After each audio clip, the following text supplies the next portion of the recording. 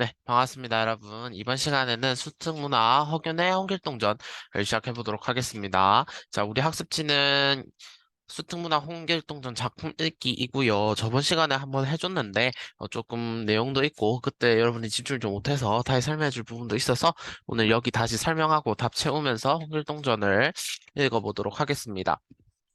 자, 일단 감상의 해제부터 말씀드릴게요. 이 작품은 조선 광해군 때 허균이 쓴 것으로 알려진 한글 소설입니다. 적서차별과 같은 사회제도적 결함이나 탐관오리의 부패와 같은 권력층의 부정에 대한 비판 등 사회 정치적 문제를 직접적으로 다룬 소설이라고 볼 수 있죠. 이에 이 소설은 당대 사회의 현실적 문제를 여실히 반영하고 있다는 점에서 사실주의적이라고 할 수 있으며 적서차별 등의 신문적 불평등을 비롯한 사회 모순을 안고 있는 사회는 마땅히 개혁되어야 한다는 주제의식을 가지고 율도국이라는 대안을 제시하였다는 점에서 사회소설로서의 문학사적인 의의가 매우 큰 작품입니다. 그럼 일단 우리가 잠상에 들어가기 전 이거 우리 5페이지잖아요. 6페이지 정도에 이걸 써놨으면 좋겠어요. 일단 첫 번째, 이 작품 홍길동전은 최초의 한글 소설이라는 점에서 문학사적인 의의를 가지고 있습니다. 그다음 당대 사회의 문제인 봉건적 사회제도의 구조적 모순과 부패하고 무능한 지배층에 대한 비판의식을 담고 있다는 점에서 사회소설적 면모를 지니고 있어요. 이 작품이 왜 사회소설적 면모를 지니는지는 작품을 읽으면서 함께 감상해 보도록 하겠습니다. 세 번째는 전형적인 영웅 소설의 면모를 보이고 있으며 영웅의 일대기를 한 번에 그려내는 일대기적 구성을 취하고 있다고 볼 수 있습니다. 또한 마지막 인물이 처한 외적인 세계와의 대결 의식을 보여준다고 볼 수 있죠. 그리고 이 대결 의식은 봉건적 사회제도의 구조적 모순, 그다음 부패하고 무능한 지배층 과의 대결 의식을 보여준 것뿐만 아니라 이제 집안에서는 가족과의 이런 대결 의식을 보여주고 있다고 볼 수 있습니다. 생략 부분 줄거리에서는요, 홍길동이 호부 호형을 허락받지 못하고 결국 아버지가 호부 호형을 허락받는데 이것이 첫 번째 홍길동과 외적 세계에 대한 갈등, 대결 양상이라고 볼 수 있어요. 호부 호형을 허락받는 것. 왜 그러냐? 당시 홍길동전은 서자 출신으로 천출이란 말이에요. 천출이었기 때문에 이런 호부 호형 등을 허락을 받지 못했다라고 여러분들이 생각을 해주시면 좋겠습니다. 자, 일단은 이제 글을 읽어보도록 하겠습니다. 하루는 나귀를 탄 한 소년이 하인 수십 명을 거느리고 관아의 문 밖에 와서 뵙기를 청했다. 그럼 여기서 나귀를 탄 소년 누구일까요? 그렇죠. 글의 주인공인 길동에 해당한다고 볼 수 있습니다. 감사가 들어오라고 하니 그 소년이 마루 위에 올라와 절하며 인사를 올리거든 감사가 눈을 들어 자세히 보니 항시 기다리던 길동이었다. 크게 놀라고 기뻐 좌우를 물리치고 그 손을 잡고 목이 메어 눈물을 흘리며 말했다. 이렇게 말합니다. 길동아, 네 한 번 집을 나간 후로 살았는지 죽었는지 알지 못하여 아버지께서 병이 깊어지셨거늘 너는 갈수록 불효를 끼칠 뿐만 아니라 나라에 큰 근심이 되니라고 되어 있습니다. 그럼 여기서 너는 갈수록 불효를 끼칠 뿐만 아니라 큰 근심이 되니에서 이것에서 알 수 있는 감사가 중요하게 생각하는 유교적 가치는 뭘까요? 일단 첫 번째, 불효를 끼친다는 점에서 길동의 잘못을 이렇게 불효와 관련돼서 설명하고 있죠. 그래서 효를 중요시하는 모습입니다. 그다음 이것뿐만 아니라 나라에 큰 근심이 되니라고 했어요. 길동이 나라에 근심을 끼쳤다는 점에서 충을 중요시하고 있죠. 그래서 결국 효와 충을 중요시하는 충효 사상을 반영하고 있다고 볼 수 있습니다. 그래서 여기서 네 무슨 마음으로 불충불효를 행하며 이렇게 되어 있습니다. 또한 도적이 되어 세상에 비할 수 없는 죄를 짓는 것이냐라고 되어 있습니다. 그래서 감사의 말에서 드러난 길동의 죄 두 가지를 찾아서 정리하면 첫 번째, 불충불효의 죄입니다. 나라에 근심을 끼치고 아버지에게 불효를 행했죠. 그다음 두 번째는 도적이 되었다. 즉 도적질을 했는데 중략이 되어 있어서 그렇지 활빈당을 꾸려서 빈민을 구제하는 이런 홍길동의 면모예요. 근데 활빈당을 꾸려서 빈민을 구제하는 건 좋은 일이잖아요. 근데 이걸 임금이 잡아들이려 했어요. 즉, 즉 여기서는 이 작가가 이제 살짝의 비판적인 의식을 보여주고 있다. 그것이 더 뒤에서 단적으로 드러나는데 그 부분을 함께 감상해 보도록 하겠습니다.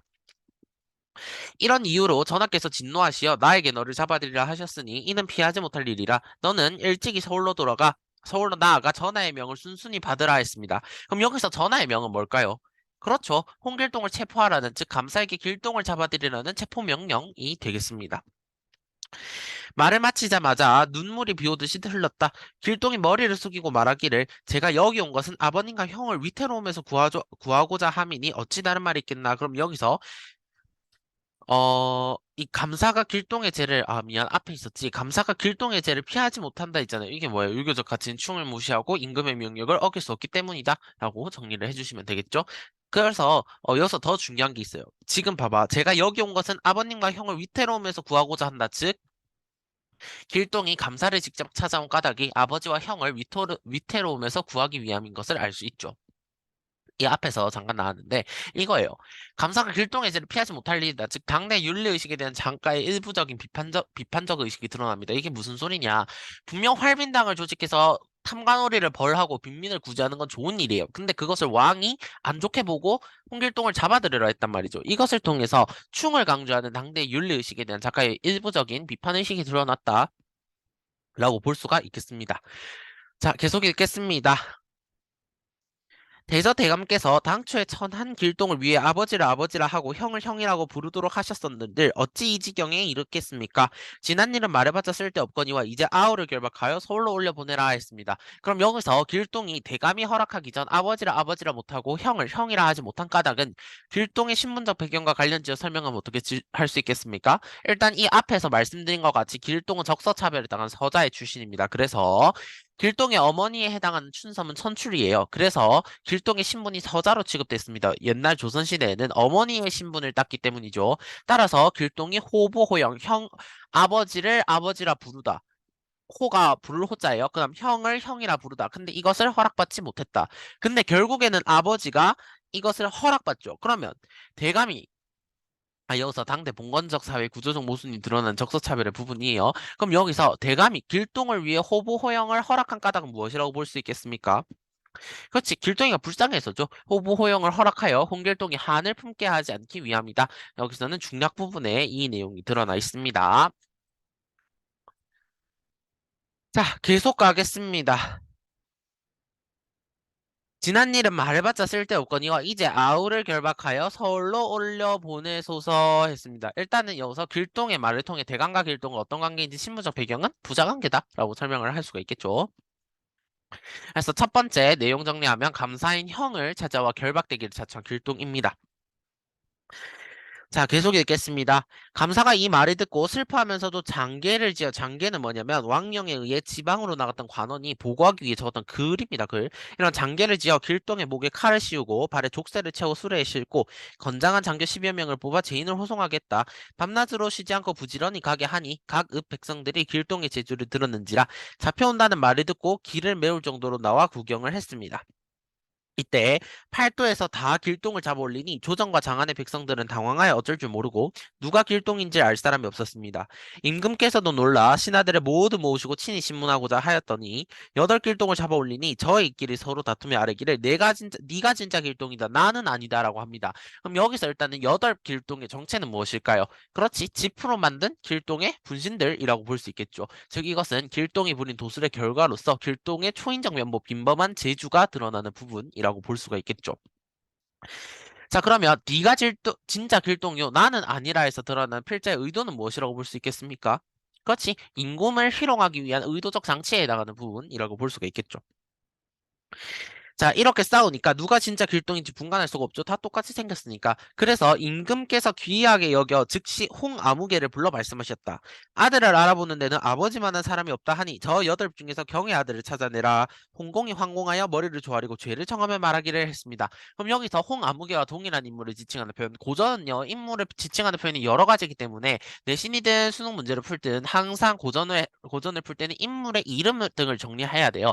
여기서 드러난 것은 홍아무개, 홍공, 홍대감이 있습니다. 그래서 길동과의 관계를 정리하자면 길동의 아버지라고 볼 수가 있겠죠. 자, 어쨌든 이 홍공의 아버지가 머리를 조아리며 죄를 청하고 말하기를 여기서 신은 1인칭 대명사입니다. 즉 신하 자신을 지칭하는 표현이에요.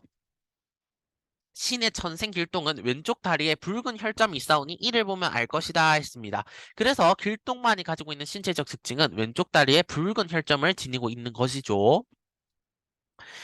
자, 이렇게 말하고 8길동을 꾸짖었다. 자, 계속 읽겠습니다. 네 지척에 이제 아버지가 8명의 길동이들에게 얘기를 하고 있어요.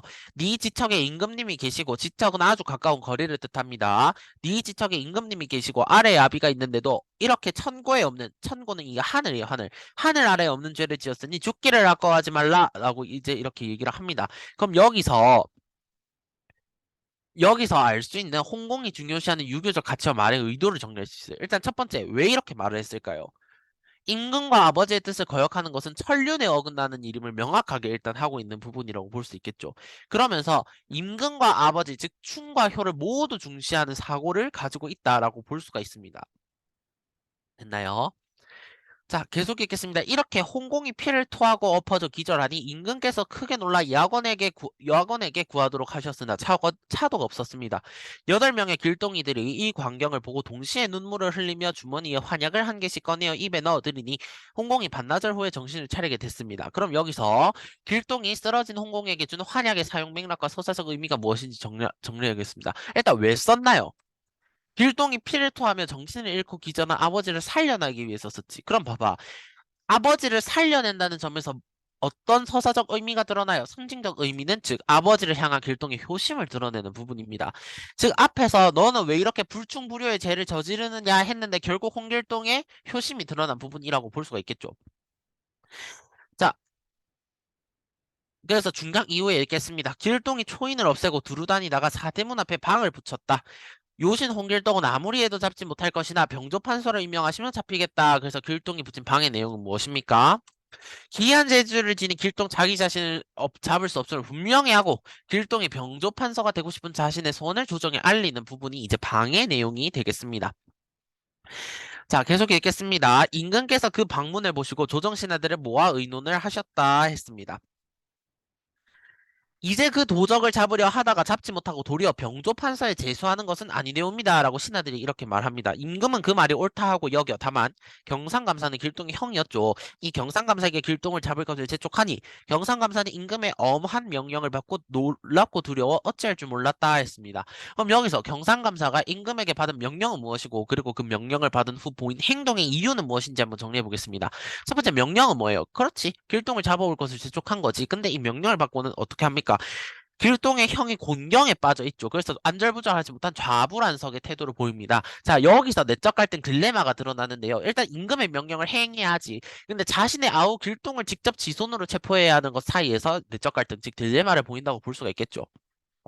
그럼 여기서 딜레마는 무엇이냐? 문학적 표현으로서의 딜레마는 진퇴양난의 상황 속 곤경에 빠진 것을 의미합니다. 자, 예를 들어서 가장 대표적인 예, 이거 사탐 공부한 친구들은 알 텐데, 죄수의 딜레마라는 게 있어요. 자, 예를 들어, 이 범죄자 AB가 있습니다. 이 범죄자 AB, 죄수 AB라고 할게요. 이 죄수 AB가 있어요. 근데 죄수 AB를 향한 우리나라 증거는 간접 증거보단 직접 증거를 택하거든요. 자, 좀 극단적인 상황의 예를 들게요. A와 B가 범죄를 저질렀음을 밝혀주는 분명한 명확한 증거가 지금 하나도 없어요. 증인도 없고 증거도 없어요. 근데 이 사람들이 죄를 저질렀다는 사실은 분명히 압니다. 자, 그러면 이제 죄수, 예를 들어 A가 있어요. 근데 이 죄수 A의 입장에서는 자신들이 죄를 말하지 않고 끝까지 부정하면 둘 다 무죄로 풀려날 수도 있어요.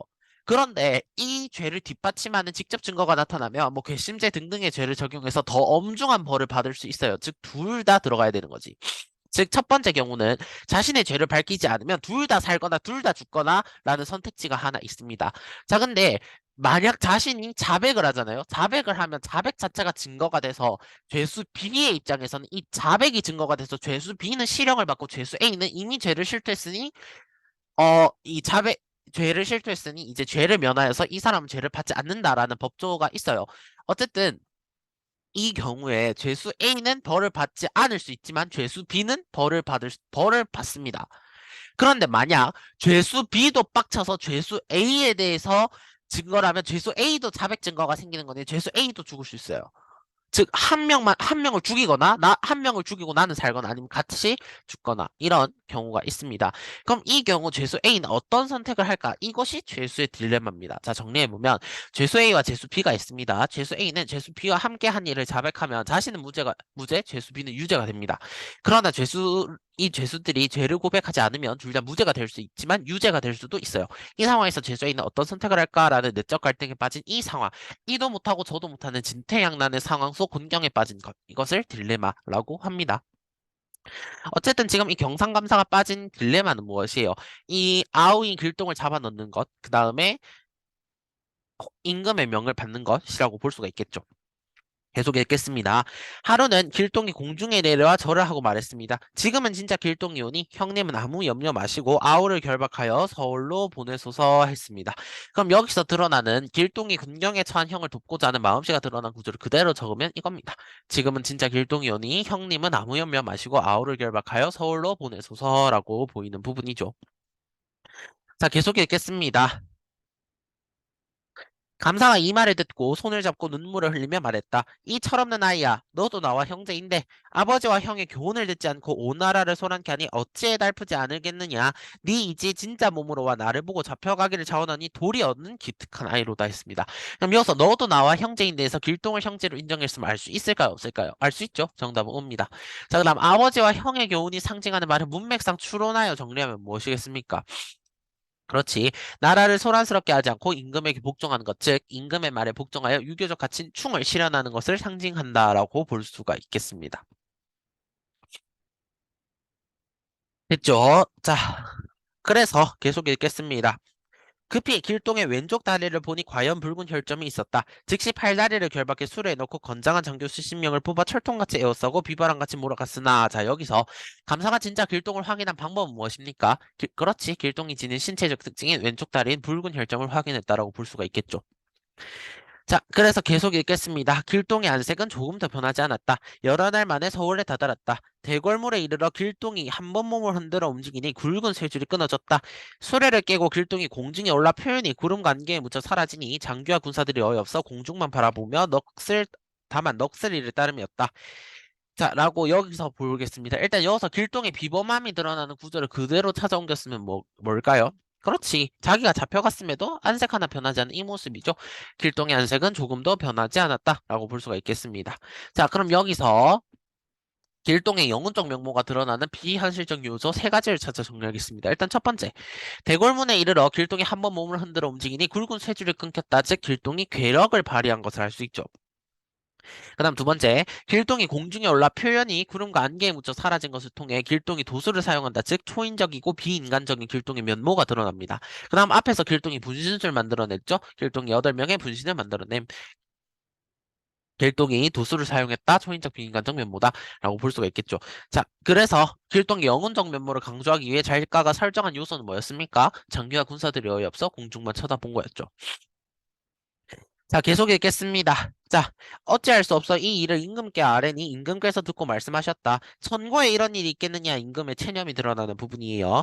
임금께서 크게 근심하시니 신하들 중 한 사람의 아뢰었습니다. 길동이 자신의 소원인 병조 판서를 한 번 하면 조선을 떠나겠다고 하옵니다. 한 번 소원을 풀면 저 스스로 감사할 것이니 이때를 틈타 잡는 것이 어떨까 합니다. 라고 한 것을 통해서 신하의 말에 담긴 숨은 의미는 진짜 얘가 병소 판서하면 잘할 거예요. 얘 시켜줍시다. 이게 아니죠. 길동을 잡고자 조정에서 꾸민 계략에 해당하는 겁니다. 자, 그래서 임금께서 이 말을 옳다고 여기시어 즉시 홍길동을 병조판서에 지수하시고 사대문에 방을 붙였다라고 보겠습니다. 그래서 이 길동을 잡기 위한 계략을 실천에 오르고 있죠. 자, 일대 길동이 이 말을 듣고 즉시 사모간대에 무소불로 자식과 띠로 두르고는 높은 수레를 타고 큰 길로 버젓이 들어가며 외치기를 했습니다. 그럼 여기서 길동이 사모간대 무소불로 장식한 띠를 두르고 높은 수레를 타는 모습을 통해 길동 스스로가 고관대작이에요. 미안, 내 오타입니다. 이거 고관대작이래요. 자, 고관대장의 모습을 갖추고 있었으면 알 수 있다. 정답은 옵니다. 자, 어쨌든 지금 홍판선과 임금께 올라온다. 이 앞에서 홍판선은 홍대감, 즉 홍길동의 아버지를 의미하는데 여기서는 이제 홍길동을 의미하는 겁니다. 자, 지금 홍길동이 인사하러 온다 하니 병조의 하급 관리들이 맞아 호위하여 고란으로 들어갔다. 신하들이 모두 모여 의논하기를 길동이 오늘 사은하고 나올 것이니 칼과 도끼를 무장한 군사를 매복했다가 나오거든 지체 없이 쳐 죽이자. 그럼 첫 번째 신하들이 길동을 잡기 위한 계략은 길동을 변소판서에 제수했고 여기서 드러나는 것 군사들이 매복하고 있다가 홍길동을 잡아 죽이겠다라고 하는 부분이죠. 자, 계속 읽겠습니다. 길동은 궐 안으로 들어가 임금께 절하고 아뢰었다. 소신의 죄악이 지중하거늘 도리어 임금의 은혜를 입어 평생 안을 풀고 가옵니다. 여기서 평생 안은 나라의 대장부로서 병조판서가 되는 겁니다. 여기서 병조는 군사, 군조를 관리하는 부분이죠. 그 관청이죠. 자, 어쨌든 전하 곁을 영원히 떠나고자 하오니 엎드려 바라건대 전하는 만수무강하소서 말을 마치자 길동이 몸이 공중으로 솟구쳐 구름에 쌓여가니 가는 곳을 알 수 없었다. 자, 마지막 정리하면 길동이 임금에게 뭘 표했다? 작별을 표한 게 아니라 미안 사은을 표한 거죠. 사은을 표하고 작별 인사를 올린 뒤 공중에서 사라진 모습 이것이 이제 홍길동전 수능특강에 담긴 내용입니다. 자, 그럼 작품의 핵심 내용을 정리하면 첫 번째 작품의 일대기적 구조를 정리할 수 있어요. 자, 이렇게 정리할 수 있습니다. 자, 첫 번째 영웅의 전형적인 일대기는 고귀한 혈통으로 비정상적으로 태어난 겁니다. 이 홍길동전에는 홍판서라는 양반과 시비 즉 몸종 춘섬 사이의 서자 아들로 홍길동이 태어난 이것이 의도적 장치입니다. 자, 선천적으로는 일반인과 다른 능력을 지녔다. 즉 남다른 총명함과 예술 능력을 홍길동이가 지녔죠. 자, 그다음 어릴 때 버려지고 죽을 고비를 맞거나 큰 시련을 겪는 것이 영웅의 전형적인 일대기의 특징입니다. 그런데 홍길동전에선 이것을 홍판사의 애첩 초란이 이것은 중요한 부분이에요. 길동을 시기하여 자객을 보내 길동을 죽이고자 했습니다. 그래서 이 홍길동이 집을 나와서 뭘 차렸죠? 도적대들과 만나서 손잡고 활빈당을 조직해서 빈민을 구제했죠. 즉 조력자를 만나고 위기를 벗어난 뒤 성장했습니다. 그래서 이 성장에서 어른이 되어서 반대 세력과 대결했죠. 길동을 조정해서 잡으려 했지만 길동은 조정을 농락합니다. 임금까지 희롱한 모습을 보였어요. 그래서 결국 대결을 승리하고 이상향을 실현했다. 여기서 이상향은 율도국입니다. 병조판사를 제수받았다. 대결에서 승리한 거죠. 그리고 이후 사원을 표하고 나라를 떠난 뒤 율도국의 왕이 돼서 유토피아를 건설합니다. 자, 그럼 여기서 나온 율도국을 잠깐 정리할 건데 학습지 5페이지를 잠깐 보세요. 자, 율도국의 상징적 의미를 한번 읽겠습니다. 자, 홍길동전에서 율도국은 유토피아, 즉 이상적인 사회를 상징합니다. 이상향은 현실에 불만족할 때 만족을 줄 수 있는 공간으로 그려지는데 이상향을 떠올린다는 것은 그만큼 현실이 결핍되어 있음을 뜻하며 홍길동 역시 조선에서 자신의 이상을 실현하는데 한계를 느끼자 그 한계를 극복하기 위해 율도국으로 가서 왕이 된 것이라고 볼 수 있습니다. 율도국이라고 하는 것은요, 견고하고 풍요로운 나라입니다. 오늘날의 관점에서 율도국 역시 봉건적 신분사회라는 한계를 보이긴 해요. 왜? 율도국의 왕이 된다 했으니까 이 신분제 사회를 이렇게 깨지는 못했습니다. 하지만 모순으로 가득한 당시 사회에 대한 적극적 비판과 저항의 결과이자 새로운 대안이라는 점에서 역사적인 의의가 매우 크다고 볼 수 있는 작품이다라고 우리가 정리를 할 수 있습니다. 자, 그럼 이 홍길동전은 그냥 이 인물 홍길동이 대단하다라는 그냥 단순히 이야기처럼 들리나요? 아니면 어떤 사회를 풍자하는 모습이 들리나요? 그렇지. 약간 사회를 풍자하고 이 사회는 잘못됐어라고 하는 것이 보이죠. 즉, 이 홍길동전을 그래서 사회소설이라고 봅니다. 자, 그럼 일단 홍길동전에서 나타난 길동의 활약상을 먼저 볼게요. 적서 신분 차별에 부당하게 맞섰습니다. 이것을 통해서 봉건적 사회제도의 구조적 모순에 저항한 길동의 모습을 볼 수 있죠. 그 다음 도적의 무리와 함께 활빈당을 조직하여 탐관오리의 재산을 빼앗아 빈문구제 활동을 펼쳤다. 즉 부패하고 무능한 지배층에 대한 비판의식을 드러냈다고 볼 수 있어요. 그 다음 조선사회를 떠나 율도국의 왕이 되었다. 즉 조선사회의 한계 극복과 이상국가를 실현했다라고 볼 수 있겠죠. 그래서 당대 사회 문제점을 고발하고 개혁 의지를 보였다는 점에서 사회소설적 면모가 드러났다. 라고 볼 수 있습니다. 자, 우리가 제일 처음에 개관할 때 이 홍길동전에는 인물과 사회와 인물과 인물 사이의 대결 의식을 드러냈다고 할 수 있습니다. 자, 제일 첫 번째 사회 율도국으로서의 이 대결의 공간을 확장하고 있어요. 그러면서 갈등 및 대결의 대상도 점차 확장되고 있죠. 자, 첫 번째 본가에서는 홍판서의 가족과의 대결했습니다. 결국 승리해서 호부호영을 허락받았습니다. 이 작품에서는 생략되어 있어요. 자, 어쨌든 이 공간, 사회로서의 공간은 임금과 대신들, 이 사이에서 위기를 겪고 성장을 했죠. 임금과 대신들과에서 병조판서를 제수받습니다. 이후 율도국이라는 것, 조선 사회를 타협해서 율도국의 왕이 됐고, 성치는 율도국의 왕이 되는 것, 이 점도 생략이 되어 있습니다. 자, 근데 이 내용과 살짝 비슷한 게 이제 전우치전이거든요. 그래서 이 홍길동전과 전우치전을 한번 비교해 보겠습니다. 자, 이 홍길동전에는요, 능력을 제한하는 부조리한 사회제도와 현실이 구체적으로 나타나며 그것을 개혁하려는 주인공의 의지가 강력하게 나타나는 작품이다라고 볼 수가 있겠어요. 자, 반면에 전우치전에는요, 사회제도의 문제점이 구체적으로 드러나지 않습니다. 또한 지배계층에 대한 저항도 사회개혁보다는 개인적 욕망의 성취 정도로 그려지는 작품이에요. 자, 이러한 홍길동전에는 도술에 대한 태도를 긍정적으로 보고 있습니다. 이 도술에 대한 태도를 천부적인 능력과 수련을 통해 힘들게 얻은 것으로 부당한 현실을 변화시킬 수 있는 힘으로 그리고 있습니다. 하지만 전우치전의 경우 이 도술을 부정적으로 보고 있어요. 호정은 여우의 정입니다. 여우의 정을 먹고 여우에게 얻은 천서를 통해 획득한 것으로 개인적 욕망 성취를 위한 사술이다. 즉, 이 홍길동전에는 도술을 선천적 플러스 노력으로 얻은 건데 얘는 그냥 운빨로 얻은 것. 그러나 홍길동전은 이런 도술을 사회제도의 구조적 모순을 개혁하기 위해서 사용했지만 전우치전에는 그냥 개인적인 욕망을 위해 사용했다는 것. 그래서 이 형식은 홍길동전은 한 사람의 일대기를 전체를 그린 성장소설이라고 볼 수도 있어요. 어쨌든 이 일대기적 구성, 영웅소설이라고 볼 수 있지만 이 전우치전은 그냥 한나 전우치라는 사람이 겪었던 이런 사파를 나열한 사파나열식 구성이라고 볼 수가 있겠습니다. 자, 그럼 우리 오늘 홍길동전 학습지 다 채웠습니다. 수고했습니다. 안녕.